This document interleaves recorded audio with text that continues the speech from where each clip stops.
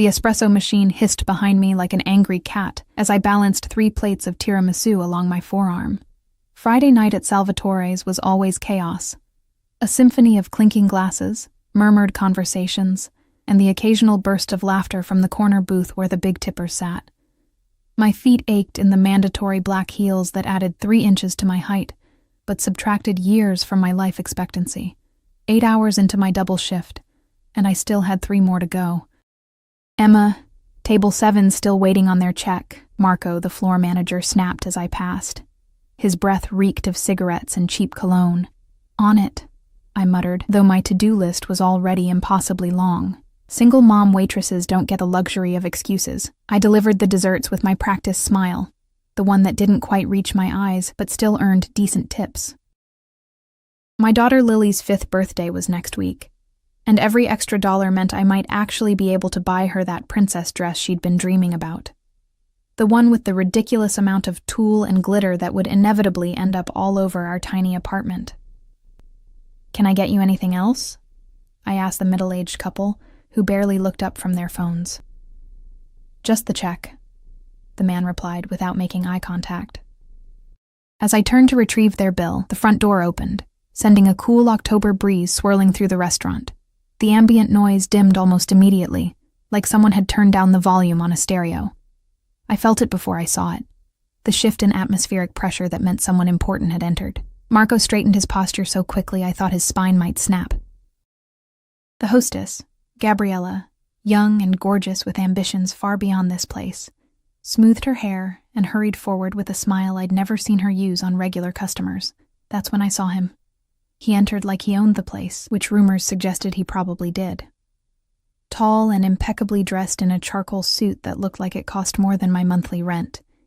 He moved with the easy confidence of someone who never had to ask for anything twice. Dark hair, styled to perfect dishevelment, framed a face that belonged on a movie screen. All sharp angles and intensity. He couldn't have been older than 35. 2 men flanked him, their expressions impassive, eyes constantly scanning the room. Bodyguards. The larger one's jacket didn't quite conceal the bulge of what I was certain was a gun. "Mr. Castellano," Gabriella practically purred. "Your usual table is ready, Castellano." Even I knew that name, though I'd never seen the man in person. Vincent Castellano, the businessman whose various enterprises supposedly funded half the city's development projects. The businessman whose name mothers whispered when warning their daughters about dangerous men.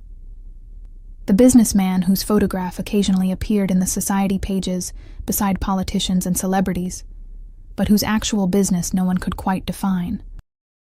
I forced myself to look away and focus on retrieving the check for table 7. Rich people made me nervous, especially rich people who entered rooms and silenced them with their mere presence. "Emma," Marco hissed as I passed, "take table 12.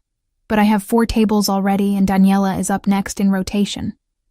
Take table 12. His eyes flicked meaningfully toward the corner where Gabriella was seating Castellano and his men. My stomach dropped. "Marco, please, do you want this job or not?" he whispered harshly, straightening his tie. "Mr. Castellano specifically requested our most experienced server." That was a lie. I'd worked at Salvatore's for 3 years, longer than anyone except Marco himself, but Castellano had never seen me before. More likely, Marco was sacrificing me because he knew I couldn't afford to quit. I took a deep breath, tucked a stray strand of blonde hair behind my ear, and approached the table. The 2 guards sat facing the entrance, while Castellano took the seat with his back to the wall, giving him a view of the entire restaurant. Smart. Paranoid, but smart. "Good evening, gentlemen. Welcome to Salvatore's. May I start you with something to drink?" My voice came out steadier than I expected. The bodyguards didn't acknowledge me, but Castellano looked up, his dark eyes capturing mine with an intensity that made my breath catch. Something flickered across his face. Surprise, perhaps, or curiosity. For a fleeting moment, I felt like I was being memorized. "McAllen. Neat." His voice was deeper than I'd anticipated, with the barest hint of an accent I couldn't place. "Of course. And for your companions? They don't drink on duty." His gaze never left my face, making me acutely aware of the smudge of mascara I probably had under my right eye and the faint scar on my chin from when I'd fallen off my bike at 12. I nodded and retreated to the bar, my heart hammering against my ribs. What was wrong with me? He was just another customer, a dangerous, powerful customer who could probably ruin my life with a phone call, but still, just a customer. The night progressed with a strange sort of tension. Every time I approached table 12, I felt Castellano's eyes tracking my movements. He ordered the osso buco, our most expensive dish, but barely touched it, instead nursing his scotch and occasionally murmuring something to his guards that made them nod curtly. By 11, the restaurant had emptied except for Castellano's table and a group of college students celebrating a birthday. I cleared dishes from a nearby table, trying not to look in his direction, when one of the college boys stumbled backward, bumping into me hard enough to send the stack of plates in my hands crashing to the floor. "Sorry," the boy slurred, not sounding sorry at all as his friends laughed. I knelt to gather the shards, my cheeks burning with embarrassment. Marco would dock my pay for the broken dishes, money I couldn't afford to lose. "Here." A voice above me made me start. One of Castellano's guards, the smaller one with a scar through his eyebrow, crouched beside me with a napkin full of broken ceramic. "Thank you," I whispered, surprised. He nodded and returned to his table where Castellano was signing the check, his expression unreadable. 15 minutes later, they left without further interaction, and I breathed a sigh of relief. The tension in my shoulders eased as I finished my closing duties, calculating how much I'd made in tips. Not enough, never enough, but better than yesterday. I was wiping down the last table when Marco approached, his expression unusually anxious. "He left this for you." He thrust an envelope into my hand. Inside was a $100 bill and a business card with just a phone number embossed in silver. No name, no company. "What the hell?" I murmured. Marco shrugged, looking both impressed and worried. "Consider yourself lucky. Or unlucky. I'm not sure which." I slipped the money and card into my pocket, unsure what to make of it. Rich men sometimes left big tips to impress their companions, but Castellano hadn't seemed like he was trying to impress anyone. By the time I left the restaurant, it was nearly midnight. The October air bit through my thin jacket as I hurried toward the bus stop, already calculating if I could catch the last bus, or if I'd have to splurge on a rideshare. Lily was staying overnight with my mother, which meant I didn't have to rush home for once, but I was bone-tired and wanted nothing more than my lumpy mattress and silence. The street was deserted except for a black SUV idling near the restaurant's service entrance. I quickened my pace, clutching my purse closer. "Miss!" The voice came from behind me, making me jump. I turned to find the bodyguard with the scarred eyebrow standing a few feet away, his hands visible at his sides in what I realized was a deliberately non-threatening posture. "Mr. Castellano would like to offer you a ride home." My throat went dry. "No, thank you. I'm fine with the bus. The last bus left 10 minutes ago." He was right, I realized with a sinking feeling. I'd lost track of time during closing. "I can call a rideshare. At the rate they're charging tonight, that would cost most of your tips." His expression remained neutral. "It's just a ride, no strings." I hesitated, weighing my options. A ride with a man whispered about as dangerous versus a 30-minute wait for an overpriced rideshare in the cold, followed by an almost empty late-night train where I'd been harassed more than once. "Fine," I finally said. "Just a ride." The SUV's back door opened as we approached, revealing Castellano sitting inside, his phone illuminating his sharp features in the darkness. He didn't look up as I slid in, keeping as much distance between us as the leather seat allowed. "Address?" he asked, still focused on his screen. I gave it to him, and he relayed it to the driver, who pulled away from the curb with smooth efficiency. We rode in silence for several blocks, the only sound the soft hum of the engine and the occasional ping from Castellano's phone. I stared out the window, watching my neighborhood grow progressively shabbier as we approached. "How long have you worked at Salvatore's?" His question startled me. 3 years. "You don't look old enough to have worked anywhere for 3 years." I bristled slightly. "I'm 27. That made him look up, a flicker of surprise crossing his features. "You have a child." It wasn't a question, which unnerved me. "How did you—" "The way you check your phone between tables, the faded sticker on its case." The fact that you count your tips 3 times before putting them in your pocket. His eyes, dark and penetrating, studied me with unnerving precision. Single mother, I'm guessing. My skin prickled. Is there something you want, Mr. Castellano? Because if this is some kind of proposition, you should know I'm not. That's not why you're here, he interrupted, his tone sharpening before smoothing out again. I'm merely curious. About a waitress? I doubt that.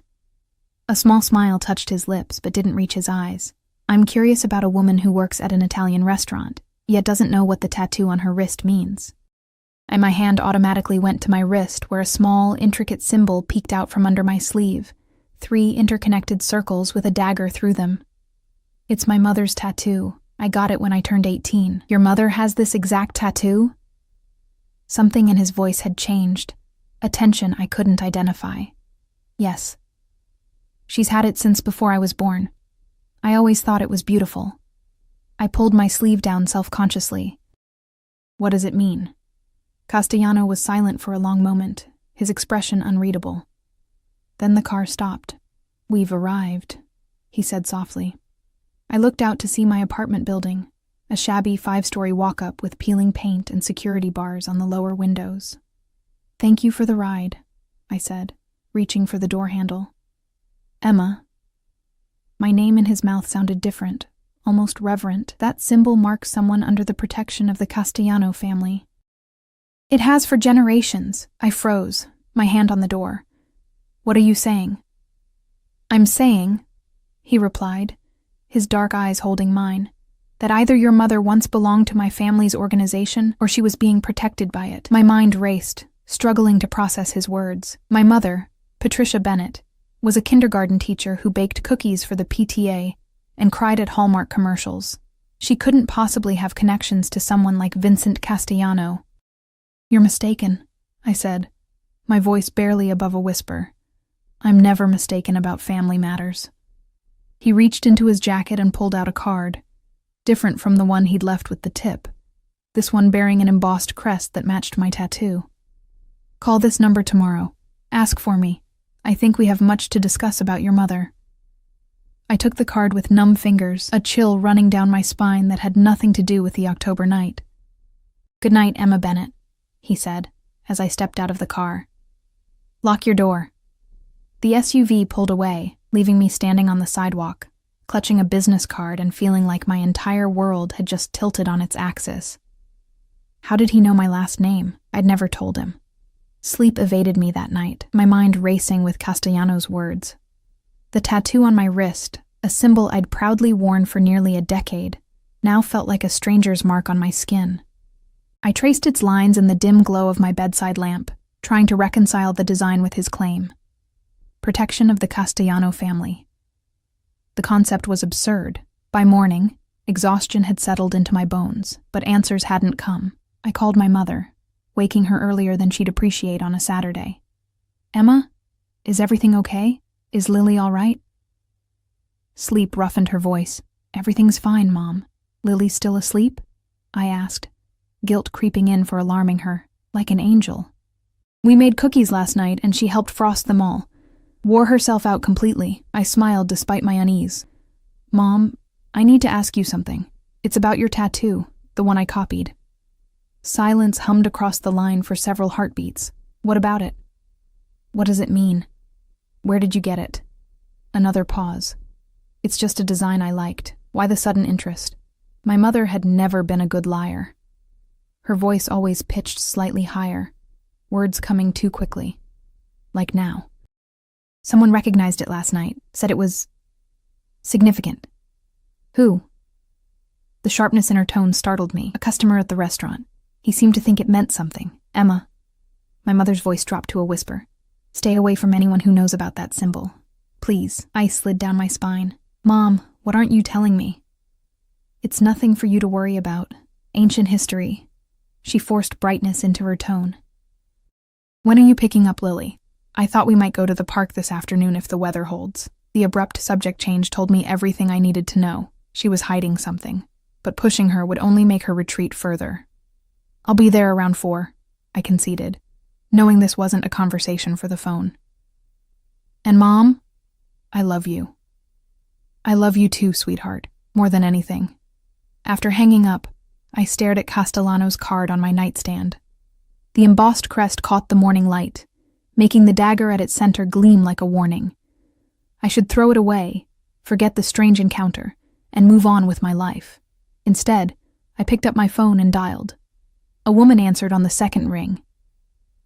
Castellano residence. My stomach clenched. I need to speak with Vincent Castellano. Your name? Emma Bennett. One moment. The line went silent for nearly a minute. I almost hung up, convinced this was madness, when his voice filled my ear. Emma, I was hoping you'd call. Castellano sounded more relaxed than he had last night, almost pleased. You said we needed to talk about my mother. Not over the phone. The warmth in his tone cooled. Are you free this afternoon? I thought of my plans to pick up Lily. I have commitments until evening, 8 o'clock then. I'll send a car. It wasn't a question. No, I said firmly. I'll meet you somewhere public. A brief silence followed, and I wondered if I'd offended him. Then he chuckled, a low sound that sent an involuntary shiver through me. Cautious? Good. There's a cafe on Westmore and 9th. Luciana's. Does that work? I knew the place. Upscale but quiet, with enough patrons that I wouldn't feel isolated. Fine. 8 o'clock. Until tonight, Emma. The way he said my name made it sound like something precious. After retrieving Lily from my mother's, deliberately avoiding any mention of the tattoo or Castellano, I spent the afternoon trying to focus on my daughter's chatter about kindergarten and cookies, rather than the evening ahead. Lily's face lit up as she described the princess dress she hoped to get for her birthday, her small hands gesturing dramatically. And it has sparkles all over, Mom, like a million stars. I smiled, my heart aching with love for this tiny human who deserved so much more than I could give her. It sounds beautiful, sweetheart. Grandma says maybe Santa will bring it early, she confided, blue eyes, so like mine, wide with excitement. I made a mental note to thank my mother for managing Lily's expectations. The dress was still beyond my budget, even with last night's generous tip. At 7:30, I left Lily with Mrs. Abernathy from the apartment below us, a retired teacher who occasionally watched her when I worked evenings. I'd changed 3 times, finally settling on dark jeans and a sweater that wasn't too worn at the cuffs. Respectable, but not like I was trying to impress. Luciana's glowed with warm light when I arrived, exactly at 8. The cafe was busy but not crowded, soft jazz playing beneath the murmur of conversation. I spotted Castellano immediately, seated at a corner table with a clear view of both entrances. Alone. Surprisingly, he stood as I approached, pulling out a chair for me. Up close, in proper lighting, he was even more striking than I remembered. Dark eyes that missed nothing, features that might have been carved from marble. An aura of contained power that seemed to vibrate around him. You came, he said, as though he'd had doubts. You said it was about my mother. I settled into the chair, maintaining eye contact despite the nervous flutter in my stomach. A server materialized beside us. Castellano ordered espresso without looking at her. I asked for tea, needing something to hold. Your mother's name is Patricia Bennett, he began, once the server departed. Before that, she was Patricia Russo. I blinked in surprise. Russo was my grandmother's maiden name. He shook his head slightly. It was your mother's married name, briefly. My mother was never married before my father, I said automatically, then faltered at his steady gaze. She was married to Anthony Russo for approximately 7 months in 1996, just before she disappeared and resurfaced as Patricia Bennett in a different state. He slid a photograph across the table. With trembling fingers, I picked it up. A much younger version of my mother smiled at the camera, her arm around a handsome dark-haired man at what appeared to be a Christmas party. She wore a red dress and looked happier than I'd ever seen her. Who was he? My voice sounded distant to my own ears. My cousin. Castellano's face remained impassive, but something flickered in his eyes. He was killed in January 1997. The server returned with our drinks, creating a momentary reprieve from the conversation that had suddenly veered into territory that made my chest tight. I added sugar to my tea with unsteady hands, buying time. Why are you telling me this? I finally asked. Because I believe Patricia Russo fled after Anthony's murder, pregnant and terrified. His gaze dropped pointedly to my face. You were born in October 1997, correct? My cup clattered against its saucer. What exactly are you suggesting? I think you know, Emma. His voice softened. Anthony Russo was my favorite cousin, more like a brother to me. We grew up together. The implication hung in the air between us. Impossible, yet suddenly. Terrifyingly plausible. My mother's refusal to discuss my biological father, the mysterious tattoo, the way she'd sometimes look at me with a shadow of sadness crossing her features when she thought I wouldn't notice. This is insane, I whispered. My father was David Bennett. He left when I was 3. Did you ever see pictures of him? Birth certificate with his name? Castellano pressed gently. I hadn't. There were no photos of my supposed father in our home. No evidence he'd ever existed beyond my mother's vague stories. Why would my mother lie about something like that? To protect you. He leaned forward. Anthony's death wasn't an accident. It was a message from a rival family. If they had known he had a child, he left the sentence unfinished, but I felt the weight of its implication. And the tattoo? When someone marries into the Castellano family, they receive protection for life. The mark ensures that everyone in our circle knows they're untouchable. His eyes flicked to my wrist. Your mother kept it, even after she fled. Smart. Even if she was found, no one would dare harm her. I shook my head, overwhelmed. Even if what you're saying is true, and I'm not saying I believe it, why tell me now? Why not leave us alone? Because the past has a way of resurfacing, Emma. His expression darkened. The man who ordered Anthony's death died last month. His son has taken over, and he's been systematically targeting anyone connected to our family. I've been moving protected individuals to safer locations, but your mother wasn't on my list because officially, Patricia Russo died 28 years ago. Fear constricted my throat. Are you saying my mother is in danger? I'm saying both of you might be, if this connection is discovered by the wrong people. He reached across the table, his hand stopping just short of mine. The tattoo you chose to copy could put a target on your back. I pulled my sleeve down instinctively. This is crazy. We're nobody. Just a kindergarten teacher and a waitress. You're Anthony's daughter. Something possessive flashed in his eyes. Which makes you Castellano blood. Family. The word hung between us, laden with meaning I couldn't fully grasp. Family to Vincent Castellano clearly meant something very different than it did to most people. What do you want from me? I asked, suddenly exhausted. I want to offer you protection. Real protection, not just a symbol. He produced a key from his pocket, sliding it across the table. This opens an apartment in a secure building I own. You and your daughter should move there, at least temporarily. I didn't touch the key. You expect me to just uproot my life based on a story that sounds like something from a crime novel? I expect you to consider your daughter's safety. His tone remained even, but his eyes hardened. Call your mother. Ask her about Anthony Russo. See what her reaction tells you. Before I could respond, one of his guards, the one with the scarred eyebrow from last night, appeared at our table, leaning down to whisper something in Castellano's ear. His expression shifted subtly, jaw tightening. I have to go. He stood abruptly, dropping cash on the table. Think about what I've said, Emma. The key is yours, whether you believe me or not. He paused, something almost gentle crossing his face. You have his eyes, you know, Anthony's. Same shade of blue. Then he was gone, moving through the cafe with fluid purpose, leaving me with a key, a photograph, and questions that threatened to unravel everything I thought I knew about myself. I returned home in a daze, the key burning in my pocket like a hot coal. Mrs. Abernathy reported that Lily had fallen asleep an hour earlier. Exhausted from her day with my mother, I thanked her, waiting until she left before sinking onto our worn couch, the photograph of my mother and Anthony Russo clutched in my hands.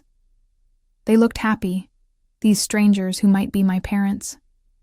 My mother's smile was uninhibited in a way I'd rarely witnessed. She'd always carried a certain guardedness, a wariness I'd attributed to the hardships of single motherhood. But maybe it was something else entirely. Fear. Secrets. A past reinvented. With shaking hands, I dialed her number. Emma? She answered quickly, concern evident. Everything okay? I need to ask you something, and I need the truth. I took a deep breath. Who was Anthony Russo? The silence that followed was so complete I thought she'd hung up. Then I heard her exhale shakily. Where did you hear that name? Her voice had dropped to a whisper. It doesn't matter. Who was he, Mom? Another long pause. Someone I knew a lifetime ago. Was he my father? A soft, broken sound came through the line. Half sob, half laugh. How did you find out? After all these years. My grip tightened on the phone. I met Vincent Castellano. Oh, God. Real fear colored her voice now. Emma, listen to me. Stay away from him. From all of them. You don't understand what they are, what they do. Then tell me, I snapped, louder than intended. I glanced toward Lily's room, lowering my voice. Tell me why my entire life has been built on lies. Tell me why you never mentioned that my father was murdered, or that he was part of... I hesitated, not even sure what to call it. La Familia, my mother supplied softly. The family. That's what they call themselves, as though it somehow sanctifies what they do. She sighed heavily. I loved Anthony. That part was real. He was kind, charming. He promised me a normal life away from his family's business, but there is no away with them. It follows like a shadow. What happened to him? A rival family had him killed. A warning to Vincent, who was rising quickly within the organization. Her voice caught. I was pregnant with you. When I heard what happened, I ran. Vincent's father helped me disappear, gave me a new identity, money to start over, made me promise never to return or contact anyone from that life. But you kept the tattoo, I said, recalling Castellano's words. Protection, she admitted, just in case. I never thought you would copy it, never imagined you'd somehow cross paths with them. My head spun with revelations. Castellano says we might be in danger, that whoever killed Anthony might come after us. What? Why now? Panic edged her voice. Something about the original boss dying. His son taking over. I rubbed my temples, a headache building. He gave me a key to an apartment, said we should move there. He wants to control you, my mother said flatly. That's what Vincent does. Collects people, binds them to him with protection and obligation until they can't function without him. I've spent your entire life keeping you from that world. He says I'm family, Castellano blood. And in his mind, that gives him ownership. Her voice hardened. Emma, listen to me. Take Lily and come here tonight. We'll figure this out together. I hesitated, remembering the intensity in Castellano's eyes when he mentioned Lily's safety. I'll come tomorrow morning. I need time to think. We said goodbye, and I sat in the darkened living room, the photograph still in my hand. My father had died before I was born, murdered by people who might now be looking for me. It seemed impossible, like something from a movie rather than my unremarkable life. I checked on Lily, watching her sleep peacefully, blissfully unaware that her world might be crumbling. She looked angelic with her blonde curls spread across the pillow, small hands clutching her favorite stuffed rabbit. I'd do anything to protect her. Wasn't that what my mother had done for me? A soft knock at the door startled me from my thoughts. I froze, suddenly aware of how vulnerable we were. It was nearly midnight. No one visited at this hour. The knock came again, more insistent. I crept to the door, looking through the peephole. The bodyguard with the scarred eyebrow stood outside, his expression urgent. I opened the door a crack, keeping the chain in place. Mr. Castellano sent me, he said quietly. You need to come with me now, both of you. Why? What's happened? Someone accessed old Russo family records today. Your mother's original death certificate was flagged as potentially fraudulent. His voice remained low, tense. We have reason to believe you've been located. My blood turned to ice. How would anyone connect that to me? Your employment records at Salvatore's. Impatience colored his tone. The restaurant is owned by a shell company connected to Castellano interests. That's why Mr. Castellano was there last night. Routine inspection. When he saw your tattoo, he had your background checked. If he could make that connection, others can too. I glanced back at Lily's room. I can't just leave in the middle of the night. You have 5 minutes to pack essentials. Nothing more. His hand moved subtly, revealing the gun holstered beneath his jacket. Mr. Castellano's orders are to bring you to safety, with or without your cooperation.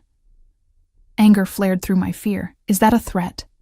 It's protection, he countered, expression softening marginally. There are 2 men watching your building from a car across the street. They aren't ours. I wanted to dismiss his claims, to shut the door and return to my life as just Emma Bennett, waitress and mother.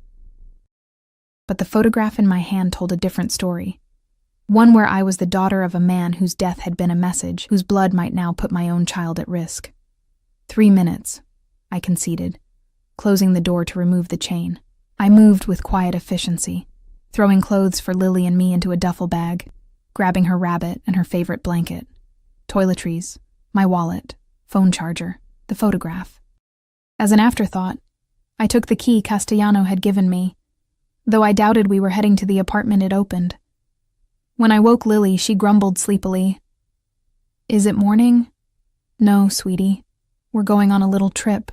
I kept my voice light, though my heart hammered against my ribs. Remember how we talked about adventures sometimes happening at night? She nodded drowsily, allowing me to bundle her into her coat. I carried her with one arm, the duffel bag slung over my opposite shoulder. The bodyguard, who still hadn't offered his name, took the bag from me wordlessly as we slipped into the hallway. Back exit, he murmured, guiding us toward the service stairs rather than the main entrance. A black SUV, identical to the one from last night, idled in the alley behind my building.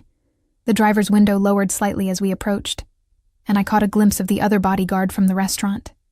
He nodded once, and the back door opened. Vincent Castellano sat inside, his expression grave. Quickly, was all he said. I climbed in with Lily, who had fallen back asleep against my shoulder, oblivious to the tension surrounding us. The scarred bodyguard took the passenger seat, and we pulled away, driving through back streets rather than main roads. Where are you taking us? I whispered, not wanting to wake Lily. Somewhere safe, Castellano replied, his eyes on my daughter. Something shifted in his expression as he looked at her, a softening, almost wistful. She looks like you. Everyone says she looks like my mother. Same difference. His gaze returned to mine. She has the Russo chin, though, strong. I adjusted Lily's position, creating a slight barrier between her and Castellano with my body. He noticed, a faint smile touching his lips. I'm not the threat, Emma. So you keep saying, yet here I am, essentially kidnapped in the middle of the night. His jaw tightened. Would you prefer I left you there for Donato's men to find? Perhaps you'd like to explain to your daughter why strangers are asking about her grandmother's past, about a father she never knew existed? Stop, I hissed, glancing at Lily to ensure she was still asleep. We drove in tense silence for nearly half an hour, leaving the city behind for winding roads that led into the wooded hills overlooking the coastline. Eventually, we turned onto a private drive, approaching a large modern house built into the hillside, its wide windows overlooking the distant ocean. Welcome to my home, Castellano said as the SUV stopped at the entrance. Your home? I hadn't expected that. I thought you were taking us to the apartment. This is more secure. He exited the vehicle, then held his arms out. Let me take her while you get out. I hesitated, instinctively protective. She's exhausted. And you're exhausted, he said softly. Let me help. Something in his tone, a gentleness I hadn't heard before, made me relent. I carefully transferred Lily to his arms, watching as he cradled her with surprising tenderness, her head nestling against his shoulder as though she belonged there. The sight created a confusing mix of emotions. Alarm at seeing my child in the arms of a man whose world represented everything I feared, yet an inexplicable sense that he would sooner die than let harm come to her. Inside, the house was minimalist but luxurious, with open spaces and carefully selected art pieces. Castellano carried Lily up a floating staircase to a guest bedroom, where he laid her gently on a bed that dwarfed her small form. I had my housekeeper prepare this room when you called earlier, he explained, stepping back as I removed Lily's shoes and tucked her beneath the plush comforter. The connecting door leads to your room. I smoothed Lily's curls, placing her rabbit beside her. When I turned, I found Castellano watching us with an unreadable expression. Why are you doing this? I asked once we'd stepped into the hallway. closing Lily's door partway. I told you. Your family. I'm a stranger with a dubious connection to your dead cousin. That doesn't explain this. I gestured vaguely at the house, the protection, the middle-of-the-night rescue. Castellano was quiet for a moment, his dark eyes studying me with that same intensity I'd felt at the restaurant. When Anthony died, I lost the only person who truly knew me. Not the version of me that everyone fears or wants something from, but me. His voice held a note of something that might have been vulnerability. For 28 years, I thought every trace of him was gone. Then you said those words in the restaurant, about your mother having the same tattoo, and suddenly, there you were, his eyes looking back at me. I'm not him, I said softly. No. A sad smile crossed his face. But you're a part of him that survived, the best part maybe. He stepped back. Get some rest, Emma. We'll talk more tomorrow. As he turned to leave, I called after him. The men watching my apartment. What will they do when they realize we're gone? Castellano paused, his back to me. They'll report to their boss that the apartment is empty. By morning, there will be no trace of Emma Bennett or her daughter at that address. Your belongings will be moved to storage. Your landlord will receive 6 months' rent to forget you existed, and your employment at Salvatore's will be formally terminated with excellent references. You're erasing us, I whispered, the reality of what was happening finally sinking in. He looked back at me, his expression grave. I'm protecting you the only way I know how. The question is, will you let me? I had no answer as he disappeared down the hallway, leaving me alone with the weight of choices I never asked to make, and a heritage I never knew I carried. Morning arrived in streams of golden light through unfamiliar windows. For a moment, I couldn't place where I was. The sheets were too soft, the silence too complete. Then the previous night's events crashed over me like a wave. Lily was already awake when I entered her room, exploring the space with wide-eyed curiosity. She'd found a shelf with children's books and had several spread around her on the plush carpet. "Mommy, whose house is this?" she asked, looking up at me with innocent excitement. "It's like a princess castle," I forced a smile. "It belongs to a friend who's helping us. Did you sleep okay?" She nodded enthusiastically. "The bed is bouncy and look..." She pointed to the windows that stretched from floor to ceiling. "You can see the whole ocean." I crossed to the window, taking in the breathtaking view of coastline stretching into the distance, sunlight glittering on the water. It was beautiful, peaceful, and a world away from our cramped apartment with its view of the neighboring building's brick wall. "Mom, I'm hungry," Lily announced, abandoning the books to tug at my hand. We ventured downstairs together, following the scent of coffee. The kitchen was a chef's dream, all gleaming surfaces and professional-grade appliances. A dark-haired woman in her 50s stood at the counter, arranging pastries on a platter. She looked up as we entered, her expression warming. "Good morning. You must be Emma and Lily. I'm Sophia, Mr. Castellano's housekeeper." Her accent was distinctly Italian, her manner motherly. "Breakfast is ready. The little one likes pancakes?" "I made Mickey Mouse shapes." Lily gasped in delight, any lingering sleepiness vanishing as she clambered onto a stool at the kitchen island. "That's very kind, thank you," I said, somewhat disoriented by the normalcy of the scene. "Is Mr. Castellano here? He left early for business, but said to make yourselves at home." Sophia placed a plate of whimsical pancakes before Lily, who dug in immediately. "He also asked me to give you this." She handed me an envelope containing a note in elegant handwriting. "Emma, business requires my attention until this evening. Sophia will help with anything you need. There are clothes for both of you in the closets. The house and grounds are secure. Feel free to explore, but please don't leave the property. My men are stationed at the gate and perimeter. I've contacted your mother. She's safe and has agreed to meet us here tonight at 7 V. I read it twice, unsure whether to be relieved or unnerved that he'd contacted my mother without consulting me. At least she was safe. "He arranged for some clothes," Sophia explained, gesturing to my wrinkled outfit from yesterday. "Nothing fancy, but comfortable things for you both, and swimsuits. The pool is heated if you want to swim." Lily's head snapped up, syrup dripping from her chin. "A pool? Can we go swimming, Mommy? Please? Looking at her eager face, I couldn't deny her this small joy amid all the upheaval. After breakfast. And only if Sophia doesn't mind showing us where it is. Sophia beamed. Of course not. I'll find towels while you eat. The day passed in a surreal haze. Lily splashed happily in the pool while I sat nearby, trying to process everything that had happened. The house was undeniably beautiful, perched on the hillside with panoramic views and every luxury imaginable, but it felt like a gilded cage. Castellano's men patrolled the perimeter discreetly, visible only occasionally through the trees. In the afternoon, we explored the grounds, manicured gardens giving way to more natural landscaping as the property sloped toward the sea. Lily collected pine cones and pretty stones, delighted by a freedom of space she'd never experienced in our urban life. Mom, look! She pointed to a small gazebo nestled among flowering shrubs. It's like a fairy house. We sat in the gazebo as the afternoon sun began its descent, painting the sky in shades of amber and rose. Lily curled against my side, suddenly pensive. Are we on vacation? She asked, her small fingers playing with the hem of the new sundress Sophia had found for her. I hesitated, unsure how to explain our situation to a 5-year-old. Sort of. We're staying here while I figure some things out. Is it because of the bad men? My blood froze. What bad men, sweetheart? The ones watching our house.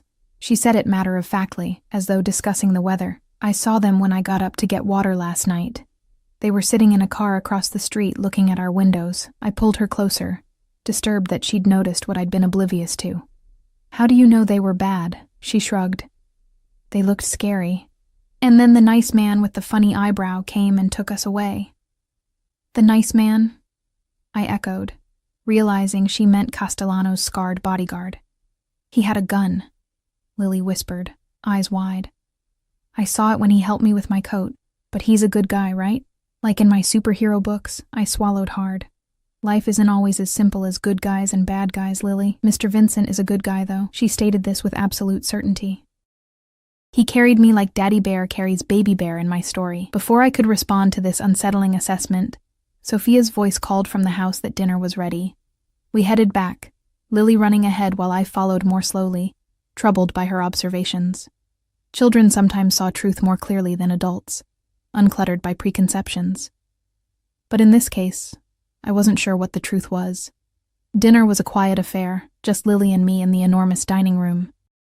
Sophia had prepared a feast, homemade pasta, roasted vegetables, fresh bread, far more than we could eat. Lily chatted happily about the pool and the gardens, seemingly untroubled by our sudden relocation. As Sophia cleared our plates, she mentioned that my mother would arrive soon. Mr. Castellano asked me to show you to the library to wait. He'll join you there when he returns. The library was exactly as I'd expect from someone like Castellano. Walls of leather-bound books, a massive desk of polished wood, and deep armchairs arranged near a fireplace where flames crackled softly. Floor-to-ceiling windows offered the same spectacular view as elsewhere in the house, now darkened to a canvas of twinkling lights from distant boats on the water. Lily, full and tired from our day of exploration, curled up in one of the armchairs with a picture book Sophia had provided. Within minutes, she was asleep. The book sliding from her small fingers, I was gazing out at the night when I heard the library door open. Turning, I found my mother standing there, her face a mask of worry that melted into relief when she saw me. Emma. She crossed the room and pulled me into a fierce hug. Are you all right? Is Lily? We're fine, I assured her, returning the embrace before pulling back to study her face. Mom, why didn't you ever tell me about Anthony? About any of this? She sank into the nearest chair, suddenly looking older than her 53 years. I was trying to protect you from a world that destroyed the man I loved. A world where loyalty is measured in blood and violence is a business transaction. Her eyes drifted to Lily's sleeping form. I wanted something different for you. For her. You still should have told me. Would it have changed anything? She challenged softly. Would knowing your father was murdered by a rival crime family have made your childhood happier? Would carrying the Russo name have made your life better? Before I could answer, the door opened again. Vincent Castellano entered, his suit impeccable despite the late hour. Though fatigue shadowed his eyes, he paused when he saw my mother, something complicated passing across his features. "Patricia," he said quietly. "It's been a long time." My mother stood, her posture stiffening. "Not long enough, Vincent." An awkward silence stretched between them, loaded with history I couldn't begin to understand.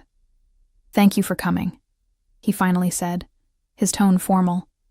"I know you'd rather be anywhere else." "I came for my daughter and granddaughter," she replied coolly. "Not for you." I moved to stand between them, uncomfortable with the tension. "Can someone please explain what's happening? Why we had to leave in the middle of the night? Who those men were?" Castellano glanced at Lily, still sleeping peacefully in the oversized chair. Perhaps somewhere more private. We followed him to an adjoining study, leaving the door cracked to keep Lily in view. He poured 3 glasses of amber liquid from a crystal decanter, offering them wordlessly. My mother declined.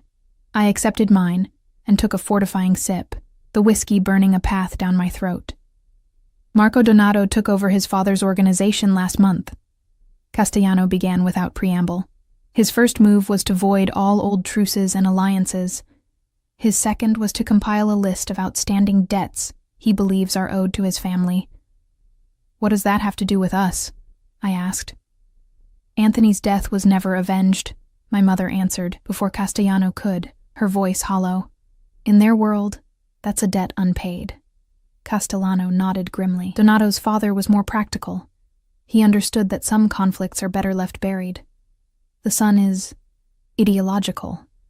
He sees his father's unfinished business as a stain on their honor, so he's hunting down everyone connected to old grudges," I said slowly, the horror of it dawning on me, including Anthony Russo's widow and child. "Yes." Castellano's expression darkened. "When I recognized your tattoo, I had you investigated immediately. Finding out Anthony had a daughter."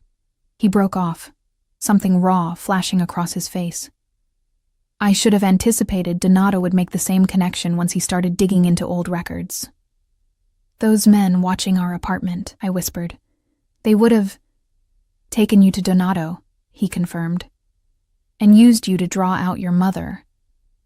My mother made a small, pained sound. "This is why I ran, why I've spent 28 years looking over my shoulder." She turned to me, eyes bright with unshed tears. "I'm so sorry, Emma. I never thought my past would find you." I looked between them. My mother, who had built an entirely new life to protect me, and Castellano, who had uprooted us from that life for the same reason, both claiming to want my safety, yet fundamentally opposed in their methods. "What happens now?" I asked, directing the question at both of them. "You stay here under my protection until I resolve the Donato situation," Castellano stated firmly. My mother scoffed. "Resolve it how, Vincent? The same way your family resolves all its problems?" His jaw tightened. "By whatever means necessary to keep them safe." "And then what?" she pressed. "Emma and Lily become part of your world? Another generation pulled into the family business? That's not what I want," he said, his voice suddenly quieter. "What do you want then?" I interjected, tired of them talking about me as though I weren't present. Castellano's dark eyes found mine, intense and unreadable. "I want to give you the protection Anthony would have provided. I want your daughter to grow up without looking over her shoulder. I want—" He stopped, seeming almost surprised by his own vehemence. In the silence that followed, the study door swung wider, and a small voice asked sleepily, "Mommy?" Lily stood in the doorway, rubbing her eyes, her blonde curls mussed from sleep. 3 pairs of eyes turned to her, the living embodiment of everything at stake. "Grandma!" Lily's face brightened when she spotted my mother. She ran across the room, throwing herself into waiting arms. "Hello, my sweet girl," my mother murmured, hugging her tightly. "I missed you today. We went swimming in a big pool," Lily announced, suddenly wide awake, "and I saw the ocean, and there's a fairy house in the garden." My mother smiled, though it didn't reach her eyes. "That sounds wonderful." Lily turned, noticing Castellano watching her with that same unreadable expression. Instead of shrinking away as she typically did with strangers, she met his gaze directly. "Are you Mr. Vincent? Sophia said you own this whole mountain." A ghost of a smile touched his lips. Just this part of it. And yes, I'm Vincent. Lily nodded solemnly, as though confirming something important. Thank you for letting us stay in your castle.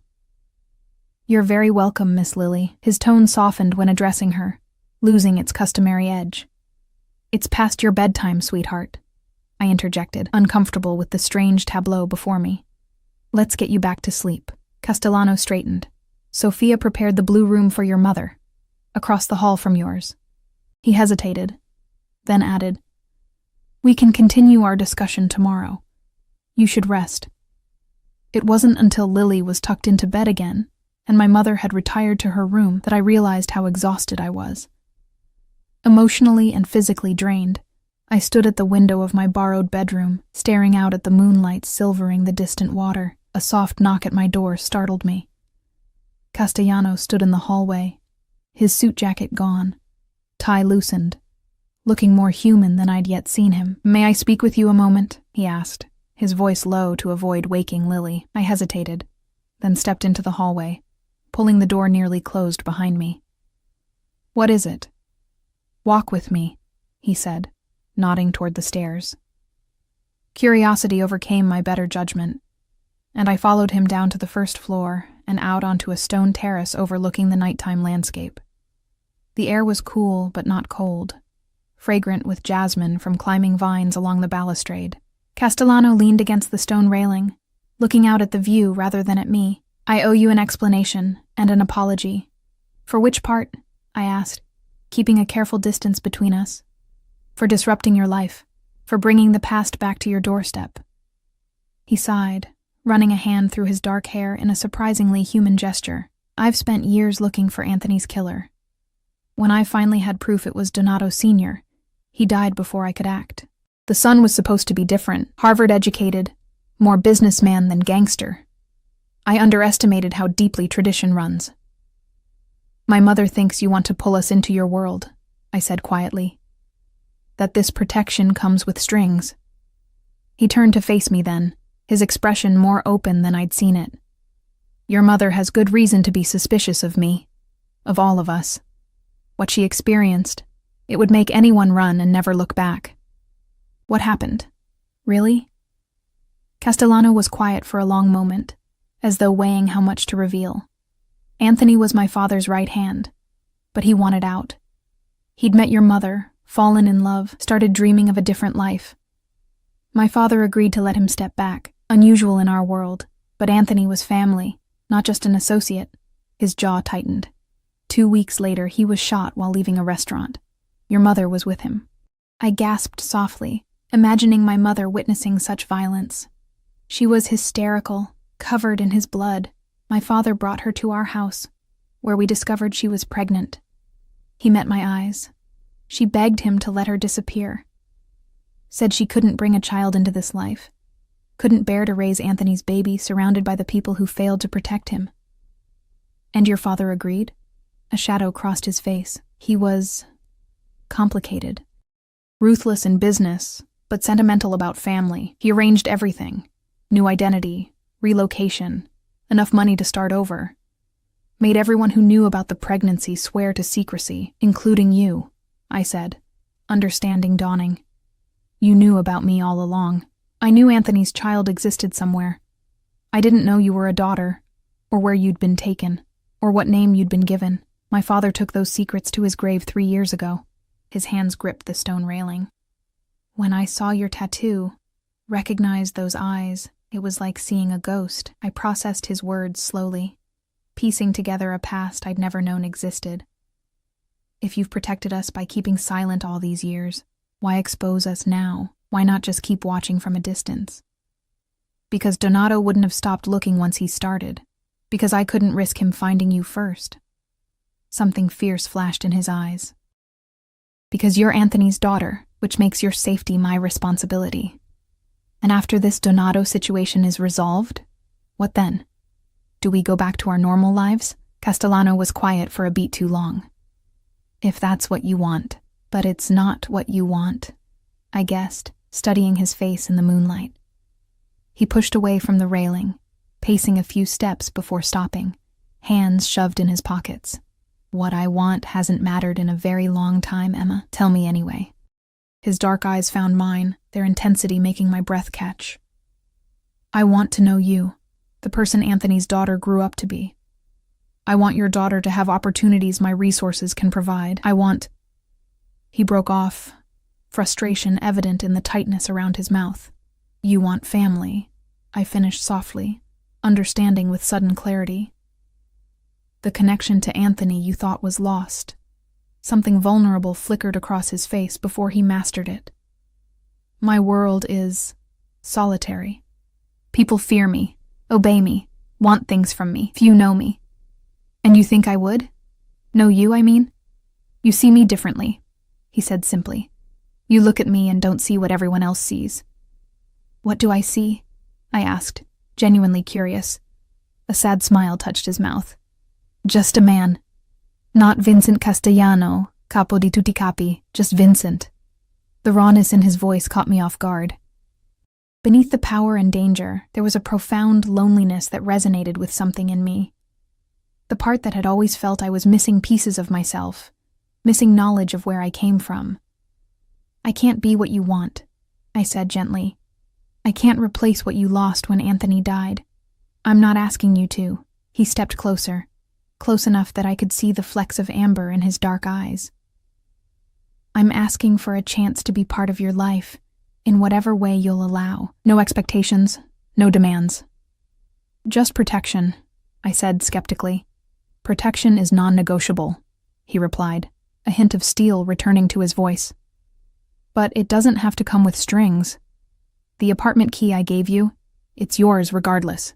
A place to live, better schools for Lily, a fresh start. Whether you want me in your life or not. I searched his face, looking for deception, but finding only sincerity. Why would you do that? Because it's what Anthony would have wanted for his daughter. His voice softened. And because I've spent 20 years taking lives and building power, when maybe I should have been building something else entirely. Before I could respond, a commotion from inside the house drew our attention. Footsteps approached rapidly, and the scarred bodyguard appeared at the terrace doors, his expression tense. Boss, we've got movement at the north perimeter. 3 vehicles, no headlights. Castellano transformed instantly, all vulnerability vanishing behind a mask of cold efficiency. Get Patricia and the child to the safe room. Now. What's happening? I asked, fear clutching at my throat. Donato, Castellano said grimly, already moving toward the house. He found us sooner than expected. The next minutes passed in a blur. The scarred bodyguard, whose name I learned was Russo like my father, escorted me upstairs where my mother was already awake, clutching a sleeping Lily wrapped in her blanket. This way, he urged, leading us through a hidden door in the hallway linen closet that opened to reveal a narrow staircase. Where's Vincent? I asked, following close behind my mother. Doing what he does best, Russo replied cryptically. The safe room was underground, a concrete bunker with monitors showing security feeds from around the property. I watched in horror as black-clad figures moved stealthily through the gardens where Lily and I had played just hours earlier. They carried weapons, professional, military-grade rifles. Are those really Donato's men? I whispered, clutching Lily closer as she slept on, mercifully unaware.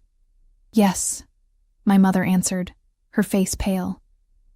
I recognize the formation. They're here to kill us, Emma. All of us. Russo handed each of us a bottle of water, his expression grim but composed. They won't succeed. On the monitors, I saw Castellano conferring with his men. At least a dozen of them, more than I'd realized, were stationed on the property. He moved with calm authority, positioning them strategically throughout the house and grounds. Then he drew a gun from beneath his jacket, checking it with practiced efficiency. He's going to fight them himself? I asked, disbelief coloring my voice. Of course, Russo said, as though it were obvious. Your family. He protects what's his. We watched in tense silence as the invaders breached the outer perimeter. The first shots were fired, muffled pops that barely reached our underground sanctuary. On the screens, chaos erupted. Muzzle flashes illuminated the darkness, figures falling, others advancing. I couldn't look away. horrified yet mesmerized by the violent ballet playing out above us. Through it all, Castellano moved with deadly precision, every movement deliberate and lethal.